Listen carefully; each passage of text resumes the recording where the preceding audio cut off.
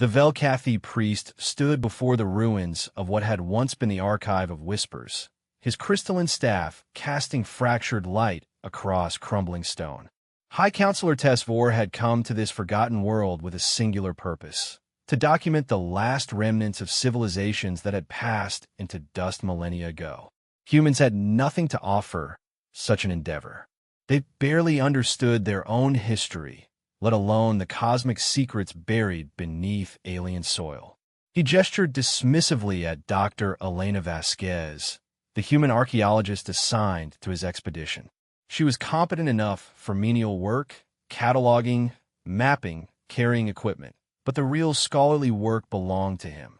The ancient languages, the sacred texts, the profound mysteries of dead worlds were beyond human comprehension.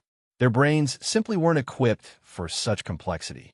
"Begin mapping the Eastern Chamber," he commanded, his four eyes fixed on a series of inscriptions that glowed faintly beneath centuries of dust. "Do not touch anything. You will contaminate the site with your ignorance." Elena nodded without complaint. She'd grown accustomed to his condescension during their 2 months together. She simply moved to the eastern section and began her work with practiced precision, photographing stone by stone, recording every detail with meticulous care. But Elena had done something Tesvor had not expected. She had studied. For weeks, she'd spent her evenings cross-referencing the fragments visible in the archive with databases at every archaeological institution on Earth. She'd found patterns in what others dismissed as random markings. She'd noticed that certain symbol sequences repeated in 6 different dead civilizations, separated by light years and millennia. She'd been tracing the connections, building a framework, understanding something fundamental about how these ancient peoples had communicated. When Tesvor finally reached the central chamber, he found Elena standing before the archive's crowning treasure, a massive crystalline structure covered entirely in inscriptions, untouched for countless ages. The symbols were unmistakably a greeting, an invitation, written in what the Velcathi believed was a language known to no living species. "The central monument," Elena said quietly, pointing to a specific section. "I think I can read part of it." Tesvor's skin flickered with indignation, the Velcathi equivalent of a sharp laugh. "Impossible. This language predates your species by millions of years. You cannot possibly." Velcathi first established colonies in this sector 4.7 million years ago, Elena interrupted gently. The Shreth Empire ruled the adjacent galaxy 5.2 million years ago. The ancients, whatever civilization built this, they were in contact with both. Look at the symbol structure here and here. She traced patterns on the stone. It's a hybrid linguistic system, a bridge language designed to be understood by multiple species with fundamentally different cognitive structures. Tesvor wanted to dismiss her, but something in his ancient mind recognized the truth of what she was saying. He activated his translation matrix, feeding in Elena's proposed symbol patterns. The archive responded.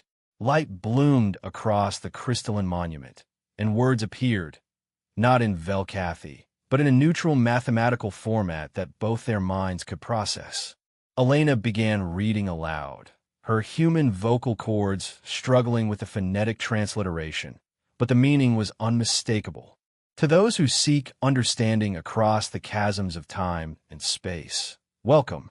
We who built these archives hoped that one day, beings of different worlds would stand together in the ruins of the old age, not to claim dominion, but to learn, to share, to recognize that wisdom knows no species boundary, and that the greatest mysteries are unlocked only when different minds work in concert.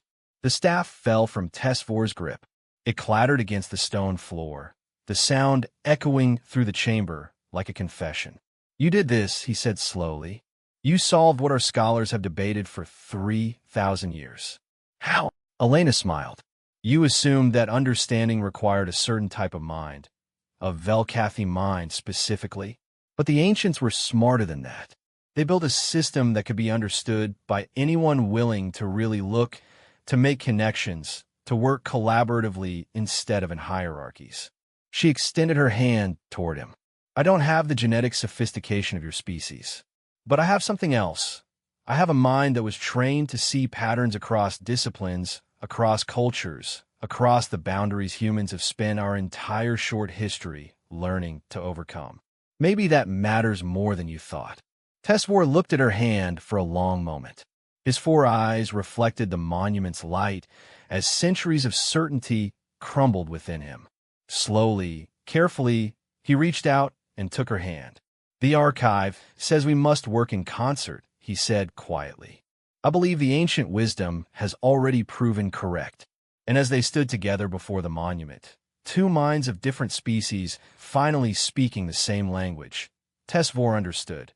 Humanity's greatest strength was never in individual brilliance, but in the humble ability to learn, to connect, and to reach across every imaginable divide.